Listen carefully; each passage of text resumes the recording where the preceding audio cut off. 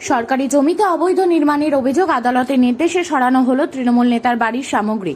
সরকারি জমির ওপর অবৈধভাবে বাড়ি নির্মাণের অভিযোগে গঙ্গারামপুরের তৃণমূল নেতা বাবু চৌধুরীর বাড়ি থেকে সামগ্রী সরানোর ঘটনাকে ঘিরে চাঞ্চল্য ছড়ালো এলাকায়। সোমবার দুপুরে আদালতের নির্দেশে গঙ্গারামপুর থানার পুলিশের উপস্থিতিতে বাড়ি থেকে বিভিন্ন আসবাবপত্র ও সরঞ্জাম সরিয়ে নেওয়া হয়। ঘটনাটি ঘটেছে দক্ষিণ দিনাজপুর জেলার গঙ্গারামপুর থানার সামনে।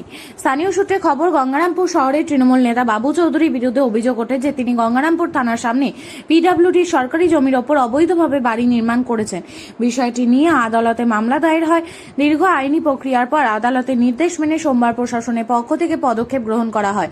বিধানসভা নির্বাচনে কিছুদিন আগে দলীয় কর্মী শিবা চৌধুরীকে গুলি করার অভিযোগ উঠেছিল তৃণমূল নেতার বিরুদ্ধে। সেই ঘটনায় এখনও এই তৃণমূল নেতা জেলে রয়েছেন।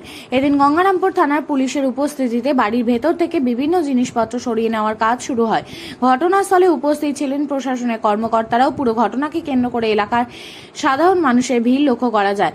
সূত্রের খবর, আগামী দিনে ওই অবৈধ নির্মাণ সম্পূর্ণভাবে ভেঙে ফেলা হতে পারে। প্রশাসনের এই পদক্ষেপকে কেন্দ্র করে রাজনৈতিক মহলেও শুরু হয়েছে জোর চর্চা। এই বিষয়ে গঙ্গারামপুরে বিজেপি বিধায়ক সত্যেন্দ্রনাথ রায় জানান, সরকারি জমি দখল করে কোনো অবৈধ নির্মাণ বরদাস্ত করা হবে না।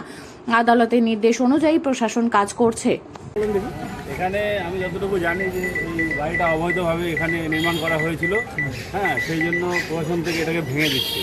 এবং এখানে যার বাড়ি ছিল সে এক সময় এখানকার মানে দুষ্কৃতি হারমাত যাকে বলে আর কি, তৃণমূলে। কি নাম? বাবু চৌধুরী। হ্যাঁ, আচ্ছা। সে এই গোটা বড় বাজারটাকে অতিষ্ঠ করে, গোটা বড় বাজার কেন, গোটা এলাকাটাকে নষ্ট করে গেছিল। এবং এই এখন বর্তমানে জেলে আছে। এই উপলক্ষে এখন বর্তমানে এনার যে বাড়ি সেটা প্রশাসন থেকে ভাঙার জন্য এসছে আর কি।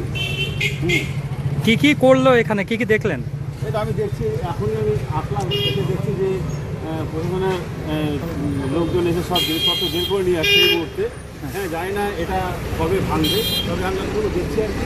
এই মুহূর্তে প্রশাসনের লোকজন এসে বের করে নিয়ে আসছে জিনিসপত্র। মানে ওদের জিনিস ওরাই নিয়ে যাচ্ছে, তাই তো? হ্যাঁ, ওদের জিনিস ওরাই নিয়ে যাচ্ছে। হ্যাঁ, ওনার যে সম্বন্ধী পবন চৌধুরী সে আপাতত এখানে আছে, তাকে দেখছি তার সে থেকে জিনিসগুলো নিয়ে যাচ্ছে। আপনার নাম কি? আমার নাম তপন মণ্ডল, ছায়াপাড়া বাড়ি। কি নাম? তপন মণ্ডল, ছায়াপাড়া বাড়ি। ধন্যবাদ।